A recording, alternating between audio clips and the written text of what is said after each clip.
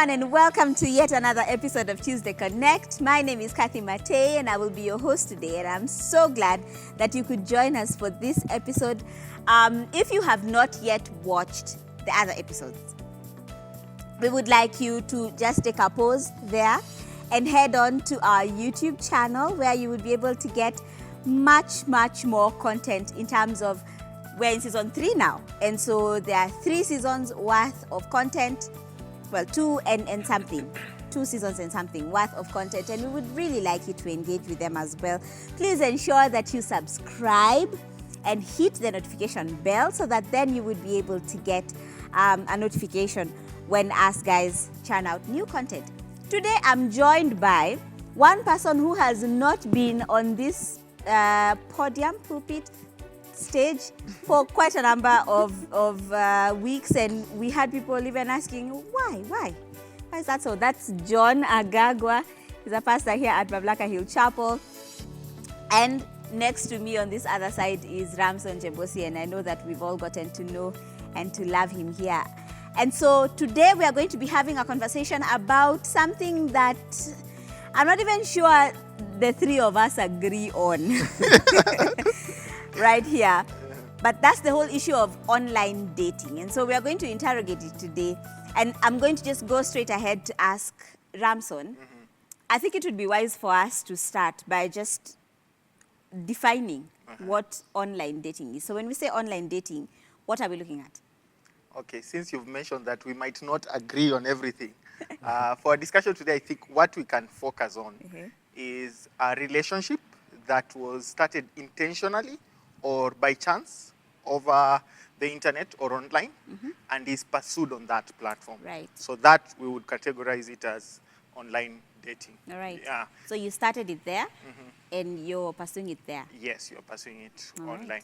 And it's basically our lives moving online, and then we've just decided, I've met this guy, we were chatting, and then we feel a connection, and then we start. Or as I'm Googling, and then I notice a platform saying, meet your future here. And then you decide, hey, let me meet my future. Let me meet my future here. And then you go in, realize it's a dating platform, and then you decide, you know what, I want to sit here and plug in here and hopefully find a spouse in the future. I miss let me call them the good old days. I don't know how you used to meet, whether or not there was an online space. Have I told you guys the story of how I met my wife? Tell us. Oh my God. Yeah, how long do we have? Kathy John should tell us if it's good old days for us. No, maybe for us it was not the good old days. Good old days are we talking about here? Yeah. It was drizzly Tuesday morning. And we were walking through the corridors of campus, and love was in the air. Wait. Media team, are you going to put a soundtrack? Maybe you should. I don't know. Of birds chirping. Together. I'm like, online for who? So anyway, walking these corridors of campus. Love is in the air. Well, drizzling? Yeah, well, it was drizzling love. So love. Love. All right, I get it. And then I was coming through the corridors of campus, and little did I know that on the other side of that corner would be the love of my life. And so as I was walking, just after I passed that corner, just after I got to the other side of that corner. Negotiated the corner. Yes, thank you. Just after I negotiated the corner. She too was negotiating the corner. Love it. And then I mean, you negotiated. And then we negotiated like. I thought you were going to say wind blew, and then both of you looked back. No, he's expecting the media team to do that on his graph. The wind was blowing her hair, and there was music in the background, and I was so distracted I didn't see where I was going, so I hit her books fell, and then she went to pick them, and then I went to pick them, and then as we picked them, our eyes and the rest is history. John. Online for who? Like, Why? Good Where? old way of meeting people. Where you knock over people's books.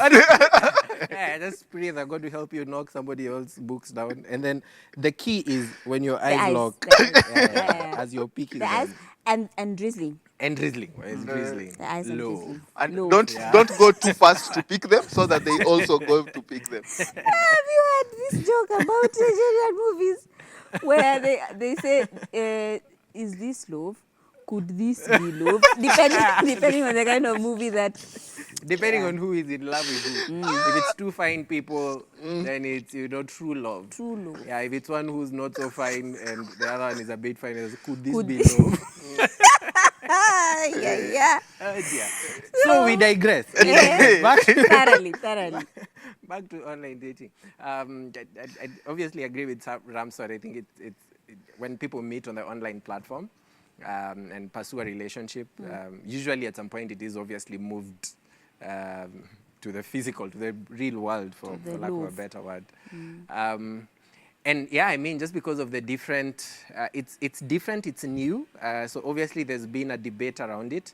And one of the questions that has been raised is whether it's right, especially now that we're speaking in a Christian context. Yeah. Is it right or is it wrong for me to pursue a relationship online? And so people have answered that question differently. There are those who feel that pursuing a relationship online is an expression of a mistrust in God. Just trust God and God will provide for you a relationship within your sphere of influence without having to go to the online space. And there are those who feel that no, the online space is simply a tool like any other through which God can use to help you meet somebody, even perhaps a future spouse. So those two sides are represented. Personally, and I think even in this table, I don't think that we can actually say it's a right thing or a wrong thing. I think in the end it boils down to the question of wisdom, and especially even when it comes to motives and stuff like that. Right.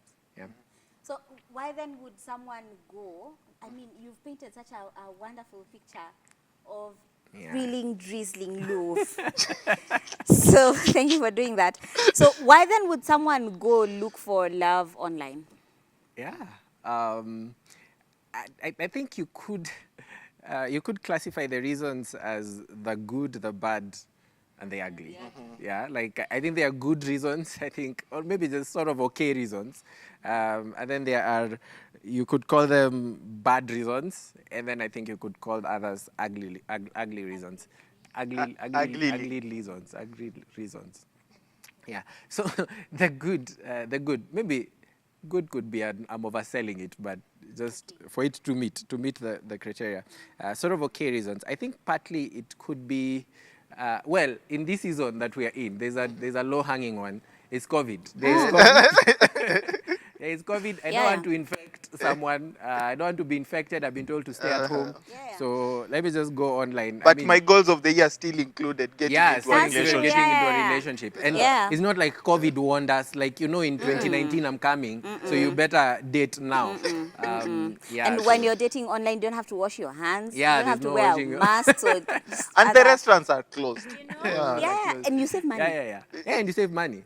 Yeah, so I think there could be that. Maybe it's a very small percentage, but there's probably a percentage who date, because of COVID.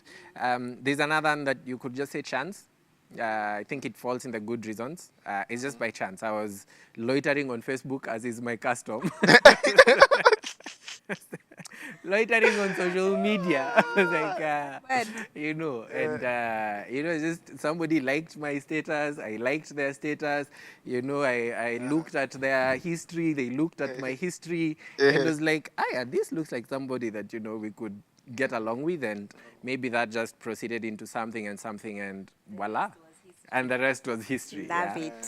So it's sort of an okay reason. You're there, it happened. And who are you, mere mortal, to stand in the way of love, right? You let it happen. I think there are others who genuinely feel my work schedule doesn't allow me to be in the spaces where somebody would meet me or I would meet somebody to date. So somebody feels I do this particular job. Well, I think the campus equivalent would be if you're a medicine student. I still remember there was that joke. No, actuarial, we were fine. You're fine. We were okay. We had quite a bit of time on our hands.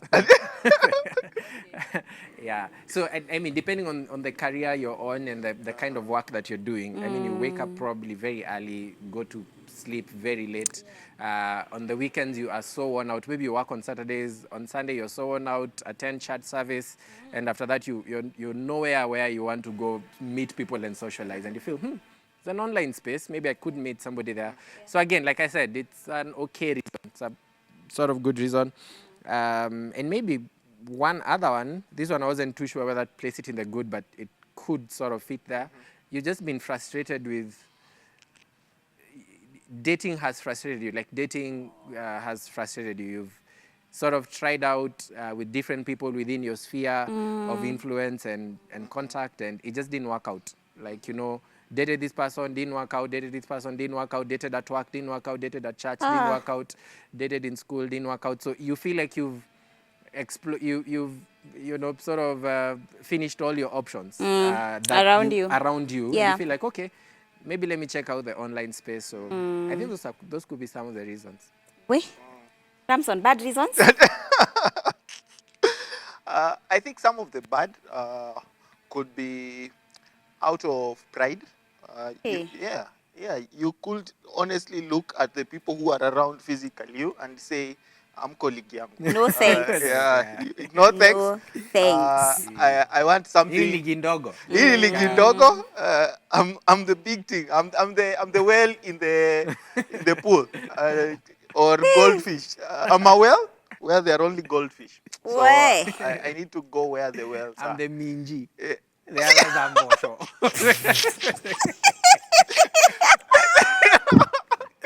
Where the guy married. That tells us where he married. Minji amongst mbosho. Can be very frustrating. Should we quote you? I don't know what do we do with that? Guys who like mbosho. For you, just change it. Mbosho amongst minji. Aye. Okay. Okay. So I think pride is one of those that you can honestly just feel, no, I'm above your class, or I don't like you guys here, so I'd like to. Or I'm going international. I'm going international. I don't date local. No. Yeah. So I think another one could be fear. You think time is running out, and in the space of getting frantic, you are trying everything. And you're like, hey, time. You feel, and I don't think God is doing things as I want him to do, especially if you're a Christian and you're thinking, I don't think God is doing things in the timeline that I want him to do. Yeah. And I'm not sure he'll even do it, so let me try speed this thing up. And so in one of your options, you decide, hey, I'll go online, just to increase then, the possibilities of meeting somebody whom we will strike up a relationship with them. Yeah. Another one is as we move online, so this one is an interesting one, is shyness. Because I think there are ways in which, discussion for another day, ways in which you can deal with shyness in a godly way. It shouldn't necessarily result to, because I'm shy, I want to do it online, where I have time to chat and then I can even consult John. Send him a text and tell him, hey, John, help me here. There's something to that, right? Like, why is there a newfound boldness that you get online? Like, on Facebook, you post stuff you would never say to anybody. Have you been on Twitter? Like on Twitter, I know, right? Wait. You're just bold. You're like, in fact, sometimes you feel like putting your day on hold because somebody on the internet is wrong. Like, hi boss, I won't be coming in today. And it is your solemn duty. It's your solemn duty to ensure that they know. Yeah. So I think some of those things could be handled differently. You don't necessarily have to go online for such a reason. So I think those could be bad reasons that could lead somebody to go online seeking a relationship. I could add one to that, and this probably fits more in the ugly, but I'll be lenient and put it in the bad. Okay. I feel like the online space, especially when you think about dating, and here I'm actually thinking more specifically about the dating apps, and not necessarily social media per se. Oh, yeah. Even though it could apply in some instances of social media, it's the online space tends to make it creates actually the feeling of you're shopping for a human being. In a certain sense, Yeah. it feeds into our new advancing consumer mentality. Because in some sense, you go online and you're told, what do you want, right? Like that's the primary focus when you go to an online dating app. So I want a person 5 foot tall, this color of skin, this color of eyes, this shape of figure, this etc, who likes these kinds of hobbies. Yeah. So it emphasizes what you want. It emphasizes what you need, and doesn't always give you the opportunity to be of service. So it emphasizes compatibility and sometimes at the expense of adaptability. Right. And the reality there is that in life, and usually you'll discover that because you might argue, well, also in life you have lists, and but over time, as you meet with real people, you tend to start crossing your list. You go like, okay, negotiable, negotiable. Eventually, if God allows, you get to a certain place. You're like, God, just give me a mate, right? Yeah. Like, we'll work out everything. One from else. you.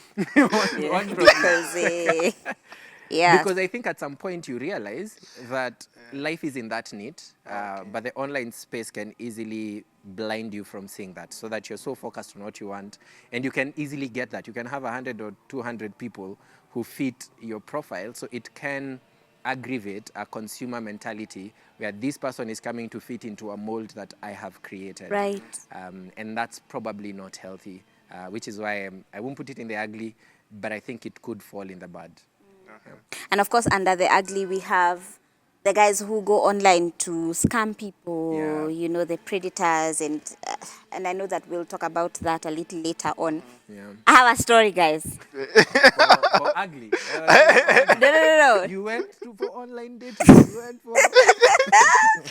Sansi, let me give my story. Okay, give us your story. So I don't know how many of you remember when we were younger and we would get so fascinated by people of our white inclination, Jungus.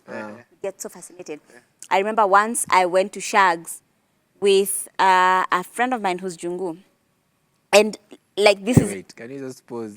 Yeah, you guys. Kathy had Jungu friends. I do. Yeah, like I still do. like you still do. I still do. I'm going international. So and then kids would follow you guys.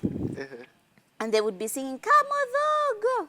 So I don't know what that equivalent is for you guys. So I didn't quite say that my story was going to be relevant to what we're talking Yes, here. relevant. But in my attempt to make it relevant to what we're talking about here, we have actually contributed in some ways to the online space being what it is, to the online space being a big deal.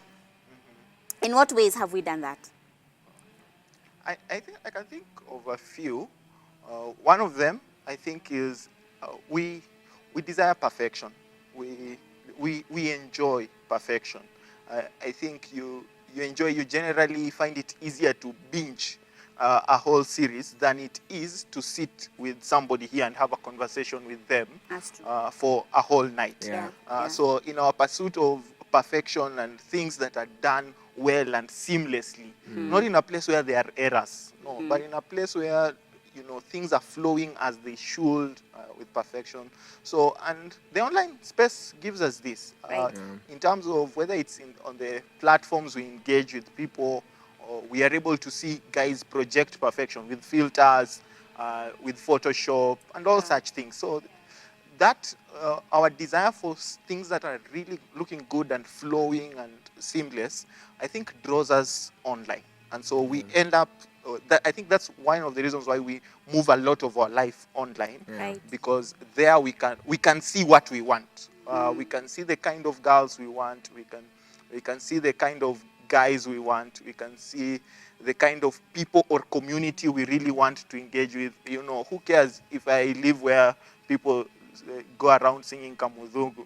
You know, it's interesting. My mom, when she went to see my dad the first time, she's not Kamudhungu, but she's light skinned, and so the children ran alongside say Kamudhungu. So that's what what's what kids mean when they run behind me shouting that? Like, what? Man. I wish I could roll my eyes harder.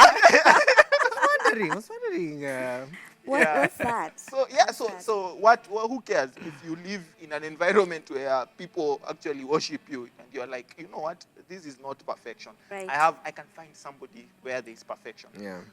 That's for somebody who's looking for. But for those who are trying to project themselves, they also get an opportunity for control. I think that's the other thing that just encourages us. One of the reasons why I think we prefer to move things online. For that who wants to be seen, you see, there's that sense of control. I only put what I want to be there. Yeah. I don't put my whole life. I'll put the nice bits and pieces. Even if I just spent one day taking all those photos that I've just got, or even and then if I'm spacing them throughout the year so that you have. Or even taking my, I think John mentioned it some time back. You take your 16-year-old. And that's your permanent profile picture. Who cares? You are now 30. You are twice that age. I mean, who says you've changed? Yes. It is me. It's me. me. It is still you. Yeah, so I think those could be some of the reasons why moving online is really catching up with us. Those two. Just to tag on that, but add on the previous, one of the, and this is the ugly reasons, and we'll obviously talk about that more when you go into the dangers. Yeah. But there are people who basically go online to scam. They go online to steal or make money off of others. Or steal online identities. Or even worse, track people. So, I mean, serial killers and psychopaths, they're all in that space. And they're trying to look who's the easiest person I can get to, become my victim. And even, sadly, casual sex culture. One-night stands, I think that falls in the ugly, where you're not there because you care about people, you just want easy gratification. Or it could be you are pursuing life, adrenaline-filled life. And so there's some bucket lists, and one of them, it's interesting, like, it's bad interesting in terms of sometimes people just have that, like, do a one-night stand with somebody on part of their bucket list. So they just go online for some. So I think there are pretty ugly reasons why people are there. But to add on to that, how we have contributed generally, I think one of the greatest online appeals in terms of dating is really the whole question of appearance. Because just like you've said, we tend to gravitate towards that which looks perfect. And you see, especially for guys, because guys rarely do makeup. You can't remove your pimples. You can't remove your blemishes and stuff in real life. But you could do that online. There are no real life filters. And maybe that's the next frontier. Somebody just infects glasses that you can filter guys with. I want that one to look white. I think that's one of the reasons why guys don't do makeup, just because of the work that is involved. It's not that some of them don't want it. It's just like that. And oh my goodness, I need to say at that point, that doesn't mean that ladies who do makeup, there's something they're hiding or they're trying to... Thank you so much. Obviously, that's not what is meant. Obviously. So please do not send email Except and be like, Mamlaka Hill Chapel. No. He's against me. He's against. No. Obviously not saying that. But when you go on the online space, what you've said is true. It's easy to curate an image. You're not on the online space busy trying to show your weaknesses. And, this is, you're really cutting what can be seen and what can't be seen. And eventually part of what has contributed to that is that people have learned over time that human beings, we tend to judge based on appearance. And sometimes it can be very frustrating, especially maybe for a lady or a guy who never gets any compliments. Nobody says anything nice about them. They look at you, church circles, school circles, and nobody has anything nice to say about you. And then all of a sudden, you go online, you get an app that can filter you and apply the right filters and remove the blemishes and stuff, and boom, you have 300, 400 likes, and you realize, oh wait, so my physical presence is the problem. If I'm in a space where I can manage what people can see, then people tend to like me more. And because it's built in us to want that kind of appreciation from others, then you tend to spend more time in the online space because you feel more appreciated there. So I think because human societies, over time, we have taught ourselves to appreciate more appearance than judge people based on their character and who they are and just who they are at heart, then it's easier for most people to just move online, because at least I feel like if I'm online, I will have removed the first barrier. Then I will have room for you to see who I am as a person. Then when we actually meet, you will have given me a chance. And it's even uglier in the dating apps, because many dating apps, they just show you the picture and you can swipe right or left based on whether you like that appearance or not. Just right, left, based on whether you like it or not. And that's exactly what it's doing. I won't even give you a second chance, purely based on how you look. And that obviously drives the move to online space. And obviously there are so many caveats to this. And that doesn't obviously mean, we are not saying that anybody who is online for those reasons. But I'm just saying some of the reasons that have contributed to that.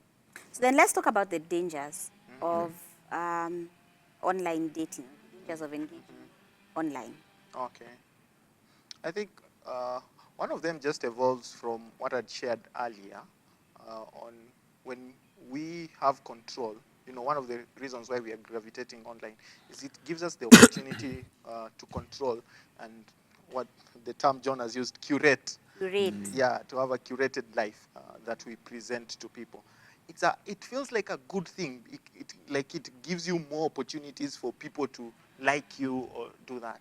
But at the end of it, it's a danger, because if you end up getting married, that person won't be getting married to a curated, you. Or, you can't present like that only for the difference between, we can actually say, by the time we're getting married, we shall have met and everything. But the difference between the amount of momentum you shall have created by your looks and everything that you have presented online that is curated, and the shock that person will receive when they finally meet you in person, and they have to deal with these other things that have been kept in the background. When you're dating somebody physically, some of those things, even if you start from, I just saw them and then we started a relationship. The fact that you are present and engaging with each other, those things come in slowly. They're not like a big rock just being brought into the table after we've been dating online for a whole year, and then suddenly there's this whole key thing being brought into the relationship. So I think that is a danger in and of itself. And I think even the dangers that I think I can think about are not necessarily not present in the physical life, but I think the online space only removes some of the safeguards that help absorb that, that danger in real life. So I think some of them are present in real life, but on the online, it's only that it's now enhanced and you can say dangers on steroids. So I think another reason I would think about is just the sense of privacy that you might think is good to, incubate a relationship, but really, when there is nobody to speak into that space of dating, it's way more difficult for me to give you access to my phone so that you can see how I'm engaging with this person. But when I'm dating somebody who's present, there are more opportunities for people to come in and get to know. If I'm walking down the streets and we meet, if I was with John when he was going down to pick the books, and then when the eyes locked, I'm there. But when you are online, chances are you are alone as you are doing that, swiping left and right. That's true. And therefore, in the other space, somebody would be like, "Hey, John, I saw how you looked at that lady."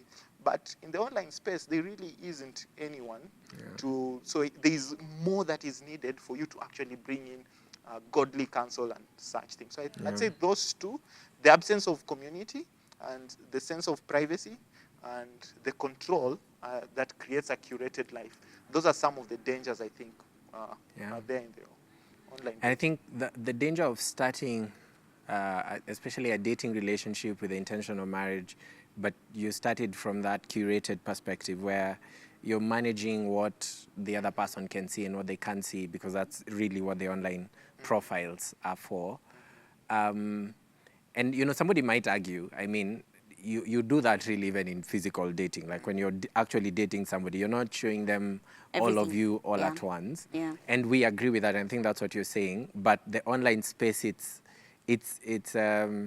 easier to do. It's faster and far easier to do in the online space than it is. Interestingly, John, if you're thinking about how the apps are structured, it in a way removes the possibility of even the other side of you being seen. Like the whole app is actually structured.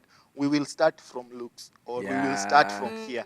While on a getting to know people, structure that. You can't structure it. Sometimes you know your name precedes you blurt out. You know, you can have very good English, right? You can have very good English thank you so much. as you write.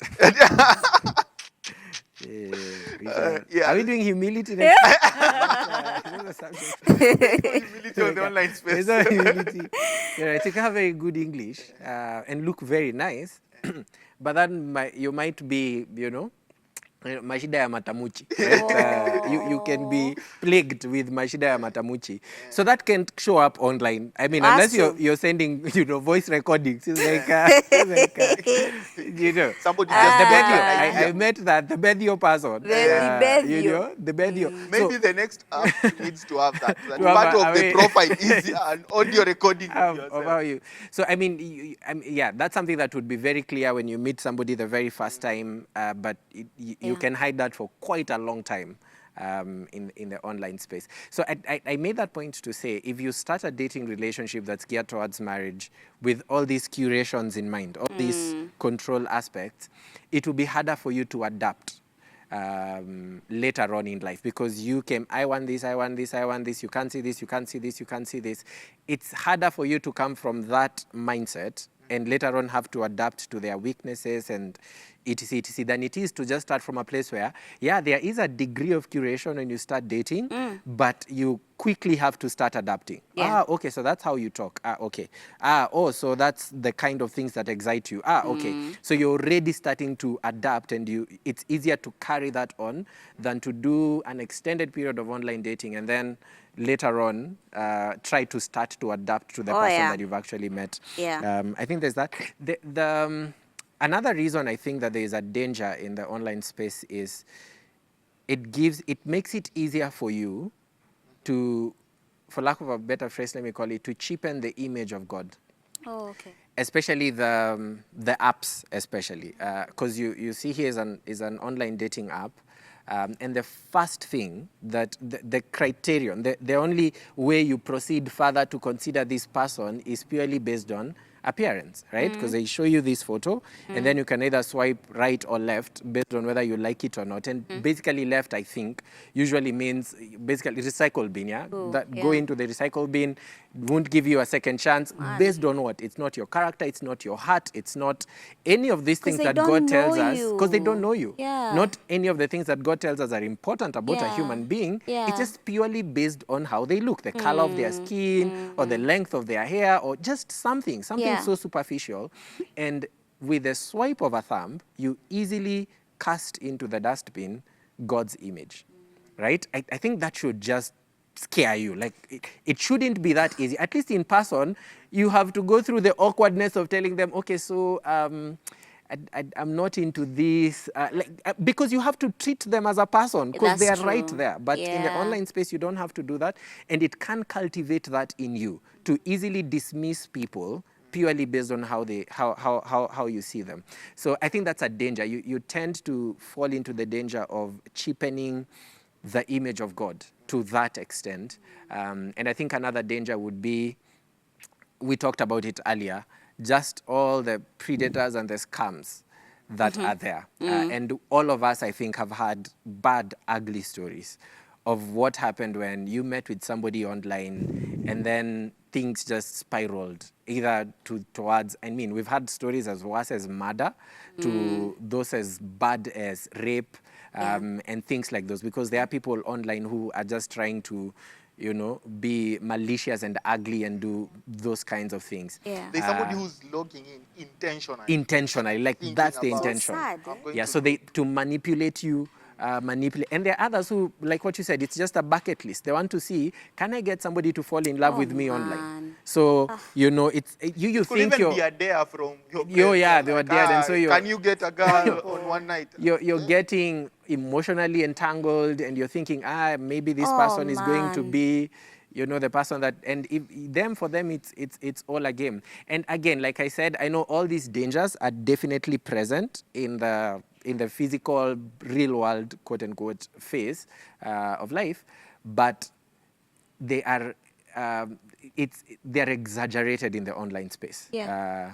You can, there's a sense in which even that thing we usually say, you can read someone. Like when you see them in person, you can read them, you can have a feeling about them. Yeah. Those are not things that, you don't have those kinds of safeguards online.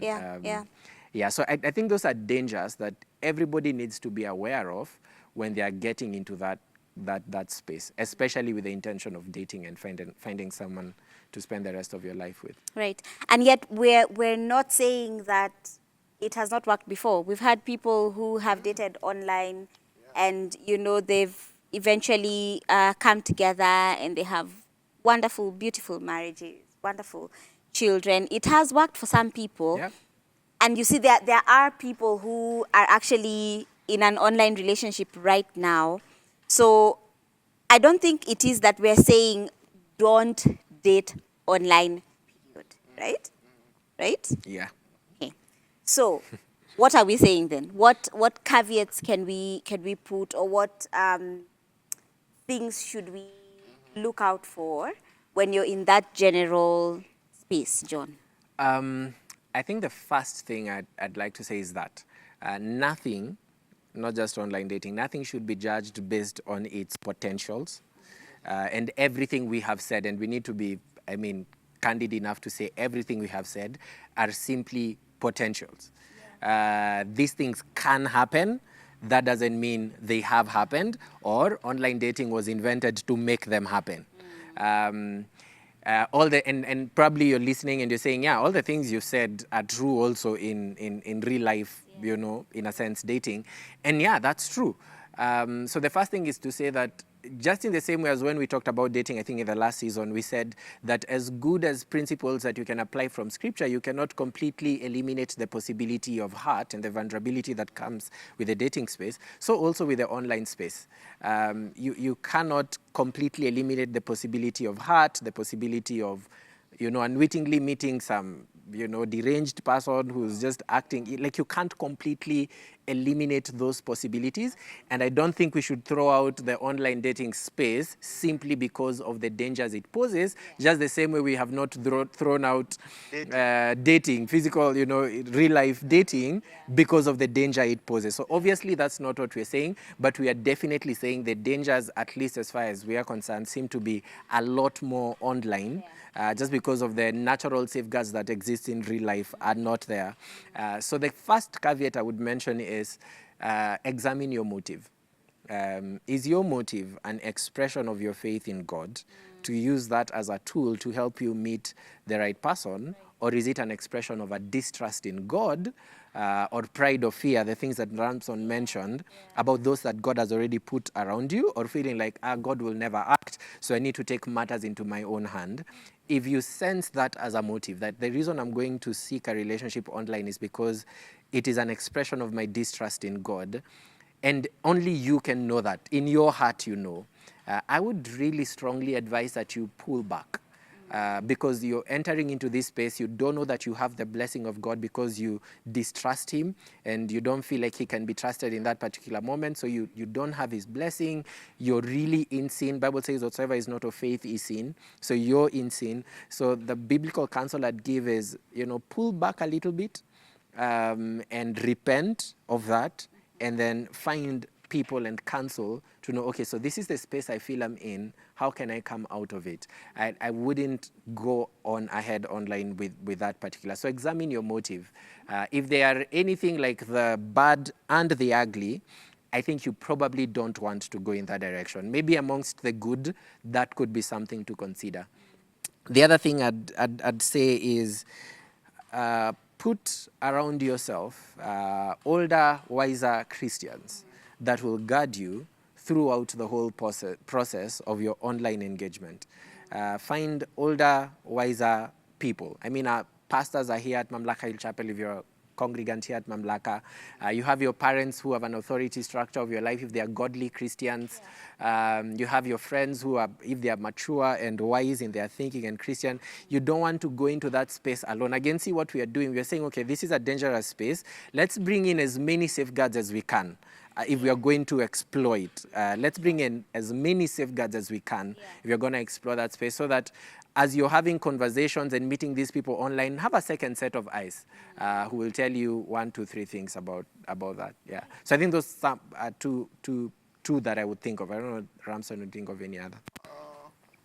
I would think of, given just the reality of online and some of the things that are actually happening, Google is your friend. The same way common sense is your friend. Yeah. Even just Google stories of scamming, so that you're just aware of these are things that happen. You see the ways people send these WhatsApp forwards, telling you of how people are scammed, and so they just tell you, hey, this is how people are being scammed. This is how people are being scammed, and you from that you start realizing, hey, by the way, I shouldn't take a call from a stranger naively. When I'm told do this, I shouldn't just be naively giving out information. So I'd say Google is your friend. If you intend to go online, you want to arm yourself with as much info about online and just the various stories of patterns of how they are happening, so that you can pick out some of them early enough and avoid hurt later on when you realize, wow, I'm being scammed here, or here is somebody who is just, even just simple things as you realizing, oh, I shouldn't meet somebody in private, or I shouldn't meet somebody alone. I'd say bring it offline as much as possible. If you can, as fast as you can. If you can start meeting, and definitely not meet them alone, privately, fast date. Consider a group, bringing them on a group activity or something. If guys are going for a hike, tell them, yeah, we're going for a hike. If you like them, just bring them on such things, so that you start getting an opportunity to get to know them, and for somebody else to also start noticing and telling you, hey, we noticed this about this guy. So bring it offline as soon as possible. Something, 2 more I'd say. 1, pray. Pray and ask God for wisdom and discernment. The much you might, people are always inventing new ways of scamming, guys. So you might do all your research and still not get the one that somebody might want to employ on you. So pray, ask God for discernment. The last one is also just build your life with God in terms of communion with God. Because in there, God grants you wisdom through his word. In there, God, when you are examining your motives of going online, in there, God grants you guidance on how to do it. And I would say that because some of these things just need wisdom and maturity as you're making those decisions, so that you guard yourself against, swiping somebody and treating them, against the danger of, just judging somebody by their looks. Spend time with God in communion, with his word and prayer, because I think only in that will, as you engage with God and look into his word and the gospel, does God give you Christ-likeness and you start judging correctly. So I think what you're saying is there's an agreement that it's hard enough to spot and discern a good spouse in real life when they are physically present, and it is definitely so much harder to do that online. Hence the reason for all these caveats in this particular discussion. All right, John, land this plane for us. Yeah, I think for me, the scripture that comes to my mind is Romans chapter 12, where the Bible says that we are not to be conformed to the patterns of this world, but to be transformed by the renewing of our mind. Just because something is catching on doesn't mean we should also catch on with it. Just because something is the new wave doesn't mean we should all align ourselves with it. I think the responsibility for the Christian is to always go back to the scriptures and find out what does the Bible say about this particular subject. And if it's something that's not like what you're discussing today, it's not necessarily a sin matter or right or wrong issue, then I want to have as many biblical guards as I pursue dating within this framework, so that I have the blessing of God, the power of the Holy Spirit present with me, and I'm also safeguarded to make the best decision that would be, especially in terms of finding a spouse. So I'd have us being guarded by Romans 12, not to run with whatever is trending, but to always be guarded and kept by the scriptures. Very wise words. Yeah. I hope that you have been encouraged by this episode. We have come to the end of it, and we pray that the Lord would do His work even as you continue to think through this incredibly unique topic that we have talked about. But we have come to the end. Thank you for joining us and for staying with us. We hope that you will join us again next week for another episode of Tuesday Connect. Until then, God bless you.